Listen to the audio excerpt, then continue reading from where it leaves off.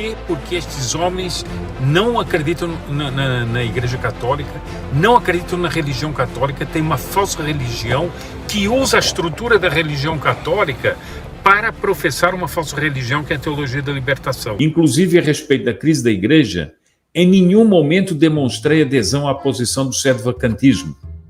Para deixar inequívoca a minha posição nesta matéria, sendo discípulo do eminente líder católico Plínio Corrêa de Oliveira e tendo militado sob sua orientação nas fileiras da Sociedade Brasileira de Defesa da Tradição, Família e Propriedade, TFP, minha posição não poderia ser diferente da que ele sempre manteve.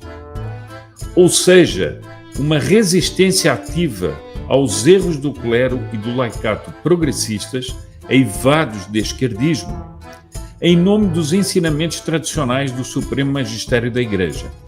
Resistência que comportou sempre no combate respeitoso às posturas e doutrinas da chamada esquerda católica.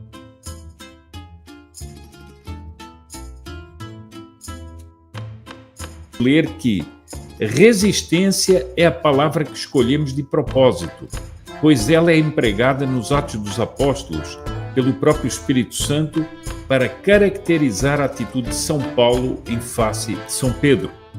Uma resistência que não é separação, não é revolta, não é acrimônia, não é irreverência. Pelo contrário, é fidelidade, é união, é amor e é submissão. Esta foi e é a atitude que sempre assumi, e jamais o sedevacantismo.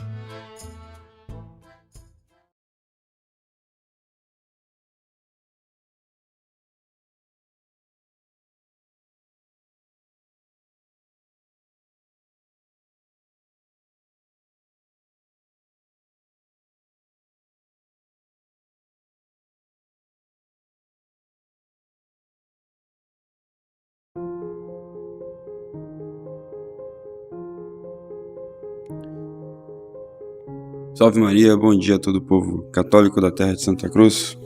Quem vos fala é o Dr. Yuri Maria. E eu queria agradecer pelos 1000 inscritos no canal.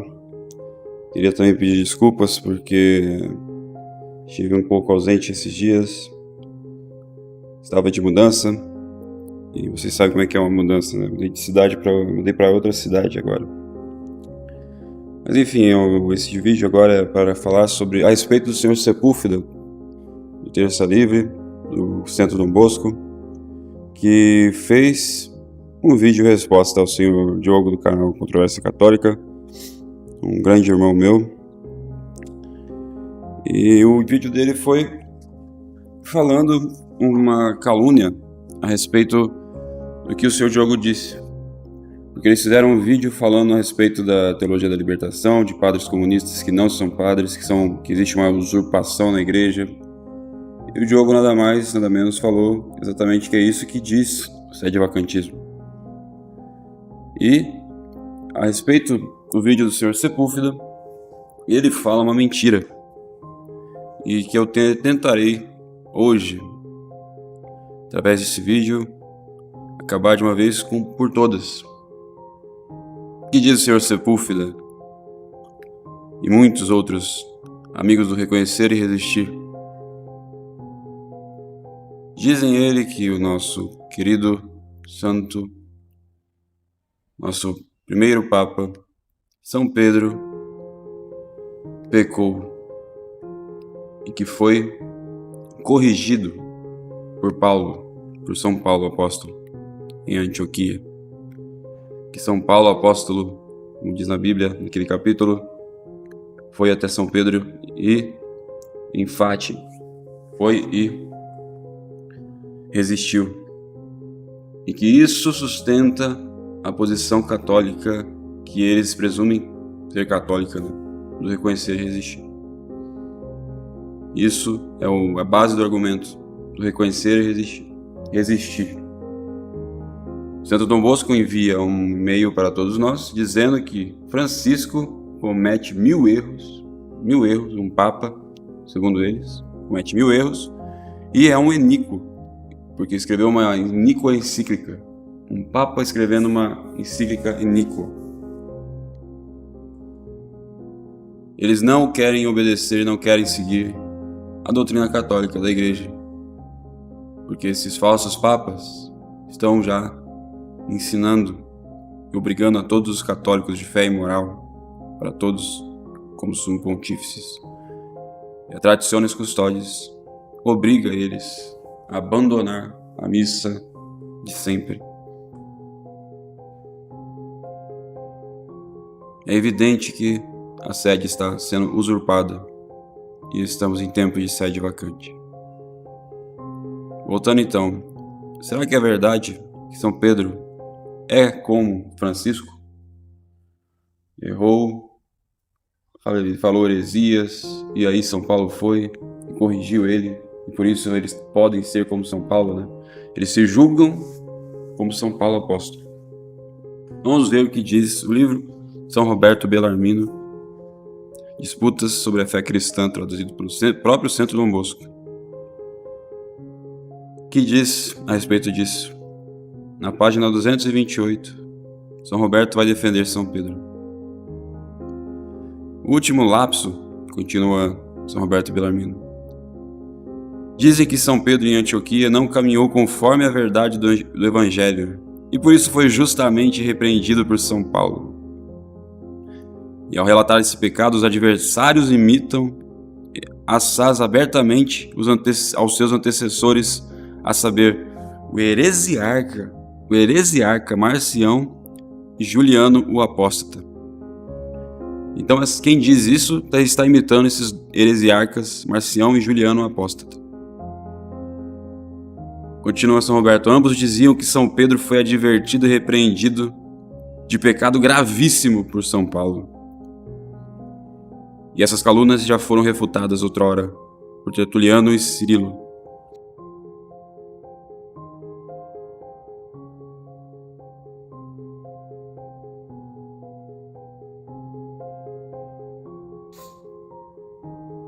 A verdade, porém, é a seguinte: o apóstolo São Pedro, enquanto estava em Antioquia, tomava alimento com os gentios em liberdade cristã.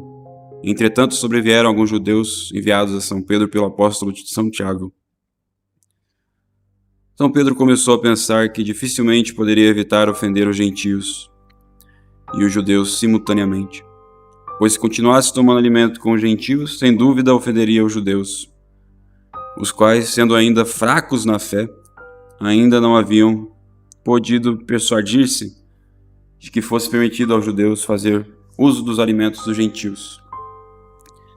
Por outro lado, se São Pedro se separasse dos gentios, tomasse alimento à parte com os judeus, incorreria em ofensa aos gentios, os quais certamente repreenderiam a leviandade de São Pedro, ou, pelo mau exemplo de tamanho homem, começariam eles próprios a judaizar. Assim que, nessa oscilação de espírito bem-aventurado, o apóstolo resolveu fazer o que considerou o mal menor, isto é, ofender antes os gentios que os judeus, visto que ele era, sobretudo, apóstolo dos judeus. Mas São Paulo, porém, reprovou essa escolha e repreendeu a São Pedro assaz energeticamente. Ora, os padres gregos sustentam, presta atenção agora, os padres gregos sustentam que esse feito de São Pedro esteja isento de qualquer pecado, como é evidente do seu comentário ao segundo capítulo da Epístola aos Gálatas. E também São Jerônimo adotou a posição dos gregos. Por outro lado, a maior parte dos padres latinos reconhece algum pecado neste feito de São Pedro, como Tertuliano, Cipriano, Ambrósio, Agostinho, Gregório e entre outros. De resto, esse pecado foi sem dúvida ou venial e levíssimo, ou apenas materialmente pecaminoso, isto é, certa espécie de erro, mas sem culpa alguma da parte de Pedro, pois é certo que ele fez o que fez com a melhor das intenções.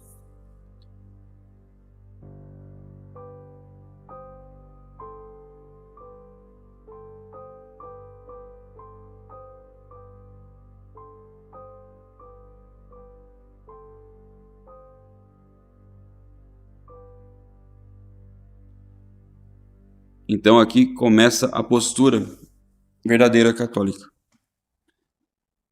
Continuando, São Roberto Bellarmino, quanto ao fato que ele errou nessa escolha, a causa foi ou alguma inconsideração, e nesse caso o pecado foi venial, ou falta de iluminação, ou certa ignorância involuntária, e neste caso ele o fez sem culpa alguma da sua parte. É crível, porém, que a divina providência tenha permitido esse erro a fim de que nessa dificuldade se evidenciasse mais a opinião de São Paulo, que de São Pedro, para que tivéssemos um exemplo utilíssimo tanto de liberdade em São Paulo quanto a paciência e humildade de São Pedro. Isso diz São Roberto Bellarmino. E querer comparar esse ato com os atos de um heresiarca, os heresiarcas pós-conciliares, é uma coisa esdrúxula, sem tamanho, pecaminosa, e, como diz São Roberto Bellarmino, coisas de heresiarcas, de apóstatas.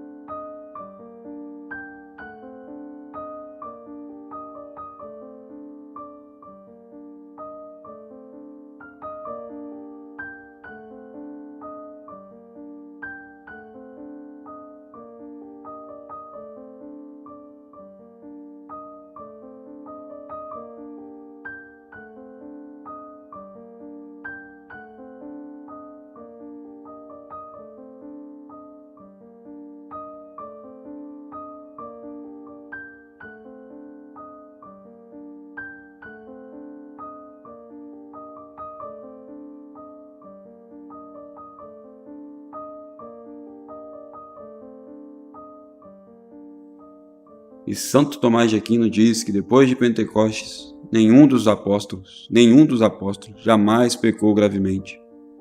Jamais.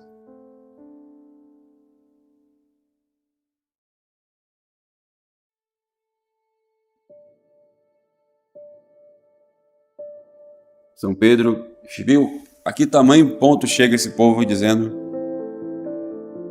para assumir o seu erro, seu neogalicanismo modernista, de reconhecer uma autoridade legítima e dizer que ela está errada. Chegam ao ponto de falar que São Pedro, o primeiro Papa, errou. Então, acho que o Senhor Sepúlveda pode mudar de opinião se ele buscar a verdade. E vocês todos que usam esse argumento,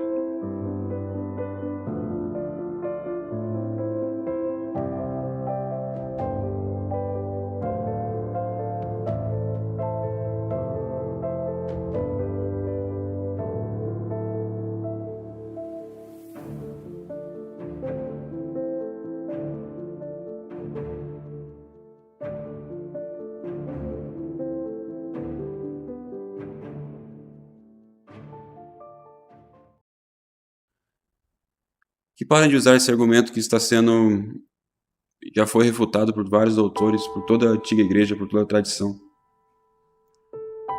Não comparem as heresias desse usurpador da cátedra com um pecado venial, involuntário, de São Pedro. Salve Maria, bom dia a todo o povo católico da terra de Santa Cruz.